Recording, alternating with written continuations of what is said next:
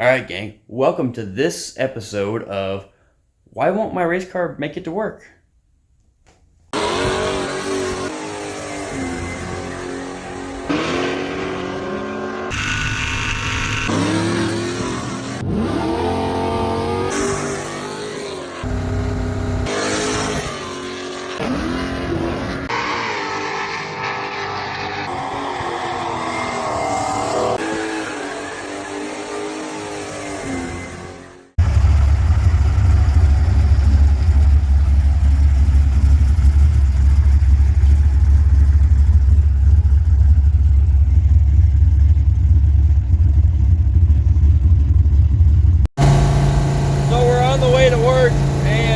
First time we've really driven the cars since making the carburetor and the timing adjustments.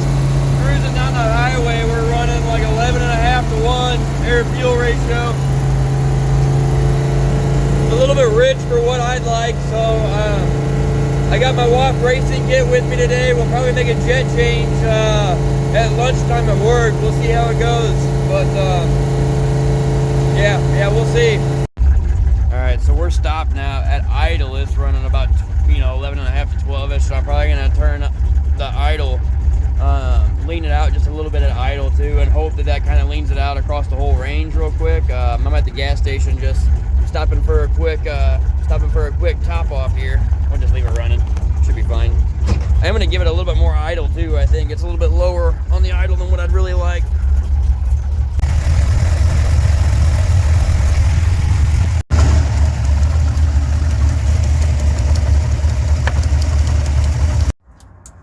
All right, so this thing has just shut off on me twice now. Every time I come to a stop or hit the brakes, it wants to die. So I'm gonna try and see if I can't fire it up and just get it back home. Take my other car to work for today. Not sure what's going on. Seems like ignition. It just wants to not fire.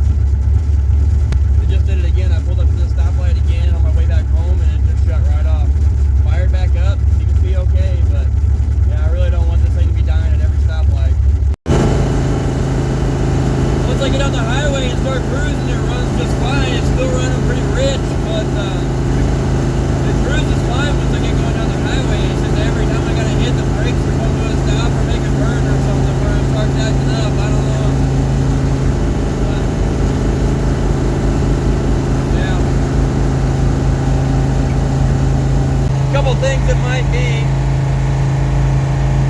if there was an issue with the brake booster or a vacuum leak, that would explain why it starts acting up when I hit the brakes. But if there was a consistent vacuum leak, it should be running lean all the time and not rich, unless the carburetor's at that far out of tune that it's still running rich even with the vacuum leak. But it might be fouled up spark plugs. I haven't changed spark plugs since I was at 66 in the middle of it. up when I took those out, and it's been running rich ever since, the whole way home and everything. So it could be fouled up spark plugs. I'm really thinking it's the ignition coil or the coil button or something like that, the rotor button. Really need to take that distributor back apart and have a look-see at it. It was doing this once before on the way to Sixth Summer, and what I would notice was that it would run fine, and then once I would stop, it was like I would stop and then everything would heat soak, and then I would it's doing it now.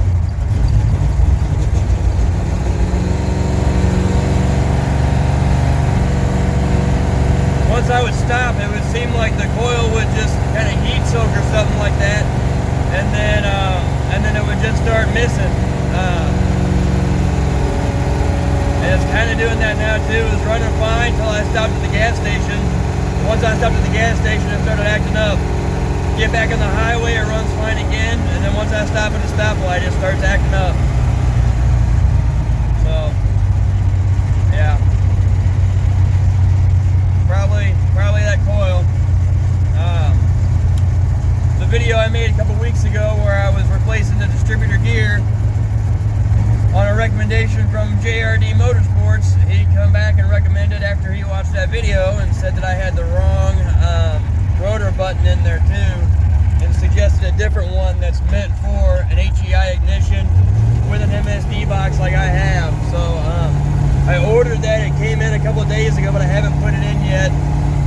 I'm wondering if I shouldn't, well, we'll just take it apart and we'll have a look at what the coil looks like and decide from there. I can't remember. I don't have a spare coil in the car, but I might have a spare coil in the garage. I had to get home and look, but I'm almost back home now. Made it here. It didn't shut off any more times, but it's been all highway pretty much. But we'll swap this out for the old Reliable, and we'll get to work about an hour late. Pretty normal. I'll just work through my lunch or something like that today, since I'm going to be late. All part of the game when you're trying to rely on old hunks of junk to get to work, to make money, pay for your old hunks of junk. The other annoying thing about switching these rigs all the time is I carry a toolkit and a big tote box full of spare parts every time I drive either one of these things, because, you know, yeah, obvious reasons. But every time I switch rigs, I gotta take all that stuff back out, switch it over to the other one. Like lunchbox, backpack, sound system. Gotta switch all this stuff over every time. Part of the game, I guess. Feels pretty strange after driving the Monte Carlo this morning for a little bit, hopping in the war rig here. First off, I don't have to yell as much. That's kind of the difference between like your average loud car or truck and an actual race car. I mean, this thing's got full, I don't know if it's 2 or 2.5 inch exhaust, Flowmasters, headers, everything like that. I mean, to the compared to the average car on the road, this thing's pretty loud. But you know, I guess that's the difference between a 180 horsepower 350 like what's in here and a 600 horsepower big block like in the Monte Carlo. Monte Carlo's got a full exhaust and muffler and everything like that too, but it's like 3 times louder than this thing. This thing's quiet in comparison, even with the Flowmasters and the duals and the headers and all that stuff. But it's, yeah, feels weird hopping up in this thing about 4 foot higher off the ground, and you know, I didn't want to have to mess around with putting antifreeze in the car and then draining it out and doing all that stuff. There's a driver doing some shady stuff over here. Doesn't letting me know I'm trying to monologue. He's out here cutting people off in front of me. Anyways, I was gonna trailer it this year, which would have been last year, 2024. I decided to only do events that were local enough that I could drive the car to. So I did 6 Summer and 666, which both started in Missouri or Illinois. So it was only a couple hour drive to drive the car to the start of those events. And you know, at 666, it started in Missouri, but it ended in New Mexico. So after the event was over, I had a 950-mile drive back home, and I didn't have a truck and trailer there to haul the car home or anything like that. So I just drove the Monte Carlo home, and man, that was so much better of an experience than trailering the car home after an event. And I think that anymore, no matter how far or how close the event is, I'm just gonna drive the car. If I've got a car that can do drag and drive, I've got a car that can drive to drag and drive. So no sense in me having a trailer, I figure. But anyways, so as I was driving, I just kept thinking about the issue with the car and stuff, and I'm thinking it's probably something with the ignition. Problems with the ignition before, so kind of, my thought process is like, well, I've had problems with this before. Let's start looking where I've had problems before. But anyways, I was thinking about, the next event that I got coming up is the circuit. The circuit starts early in April. We're already late in February, so we got like, I don't know, I can put it like, I'm counting out on the calendar, but probably like 5 or 6 weeks till the circuit. And I had a big list of upgrades and stuff that I wanted to make on the car. And, being sick the last few weeks, not really feeling good enough to work on the car, especially not any of these big projects, really put me behind on the upgrade schedule. Being, a little over a month out from an event, I still want to get some testing done on the car. I'd like to go to a track day or two before going out to the event. I've never really showed up to a drag and drive with a car that I felt good about on the track, with a car that was tested on the track. I've always made big changes before going to a new drag and drive, and not had any track time until the first day. And if I had a couple extra test hits before 666, I was close to winning fastest naturally aspirated at that event. I was only a little over a 10th off, and if I'd have had a few more test runs to make before the event, I'm confident I could have picked up a 10th or more on my average. So I'd really like to get some testing done before I go to the circuit, just so I can show up on day one with a tune-up that's close at least, and not be trying to fight the tune-up while getting re-familiar with the car. The first time out after the winter time, it's always a little rough for me, just kind of getting used to the car again. It's time to start whittling down the to-do list here. We need to really start putting some time on these projects and probably have an honest conversation about what are the needs to get done versus what are the wants to get done.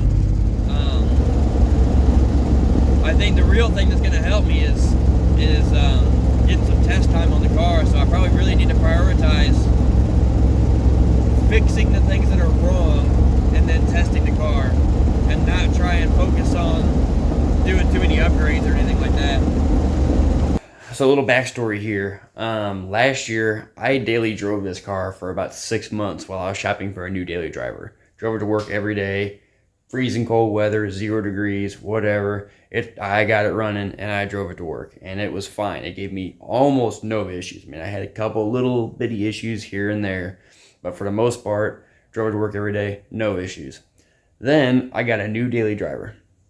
It's a Suburban, 3/4 ton Suburban, and started driving that while I started working on some upgrades on the car. Ever since I bought that Suburban, I can't drive this thing to work anymore. It's almost like it's mad at me that it's not my daily driver anymore.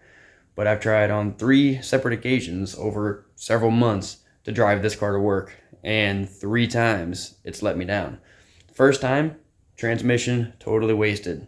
The filter on the transmission for the pickup had fallen off into the oil pan, and the transmission started sucking air in, which is not good for them. They don't like that on an automatic transmission. The second time I tried driving to work, I made it to work. On the way home, it shut off coming to a stoplight, and then starter wouldn't turn over, wouldn't restart.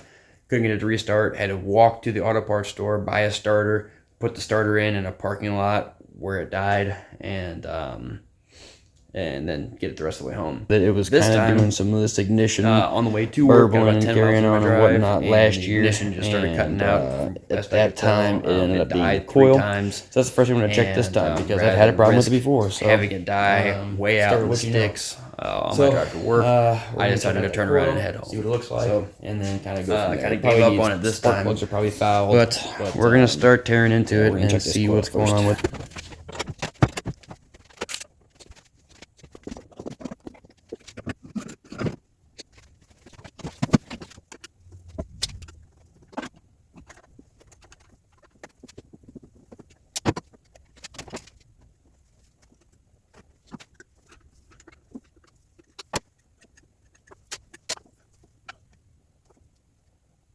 I'm gonna live here and say this coil looks totally fine.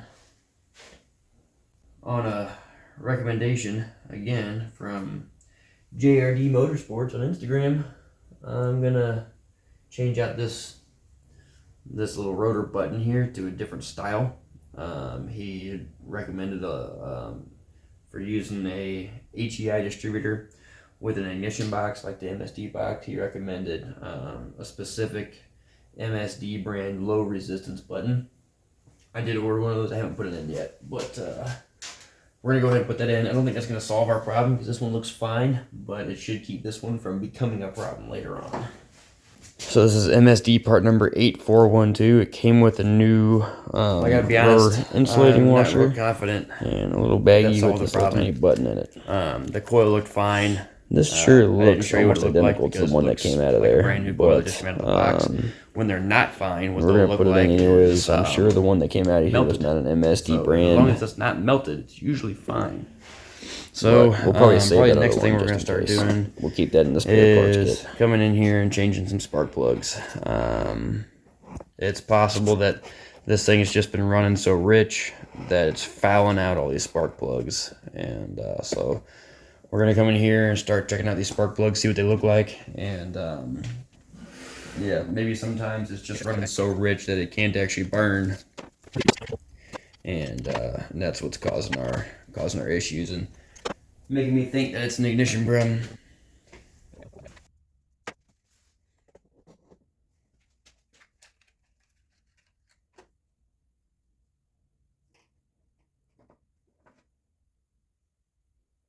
this is a different plug. This is a different plug than the one that I just pulled out of there. These are 6 and these new ones are 8, which I think NGK goes backwards, where 8 is a hotter plug than 6. I don't know for sure. But I found somewhere a chart online, I think somebody posted it on Facebook, that showed, gave some guidance on what spark plugs to run for what kind of compression, cylinder heads, and camshaft and everything you have in your car. And, well, they recommended this one for a similar combination. You can see the tip is a little bit different On the new one versus the old one. These old ones have, the tip is projected just a little bit more. I don't know whether that's a good If I thing. started writing down like all the changes I made, it would probably be a lot easier. I would to think that a diagnose projected things. tip would make I it more used to power. run a tighter gap. I feel like I used to run like 35. That means I might be going in the wrong And, direction here. Never had problems with ignition coils. If it had too much gap before, it doesn't now. Started running 45, 50 thou gap. Tell you that much. Started burning up coils. Wonder if they're related. Probably I don't still know if I writing actually this did kind that of or stuff not. down. I can't remember that kind of stuff anymore. But it's a possibility.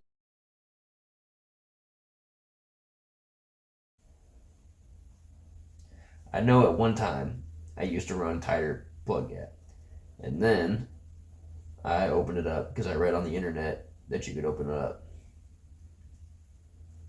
I do not know if that's corresponding with me having ignition problems or not. That's the part that I don't know. Oh my God, what a pain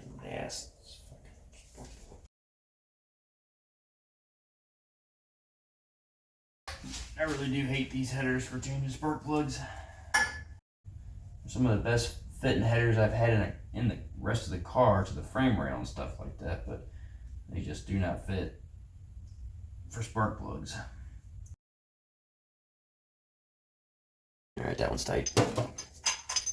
Alright, so 2 plugs done and 6 more to go.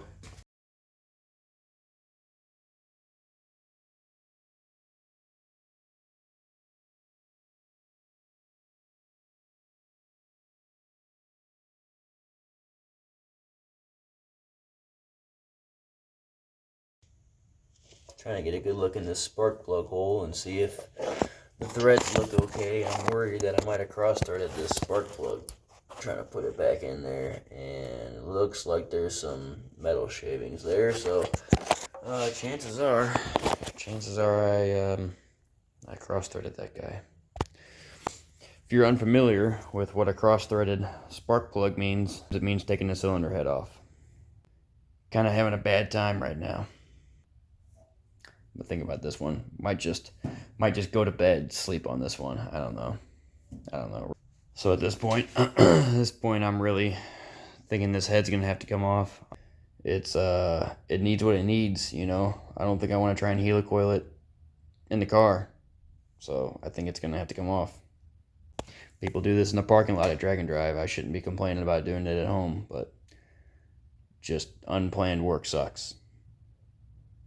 Repairs always suck. Making stuff go faster is fun. Repairs always suck.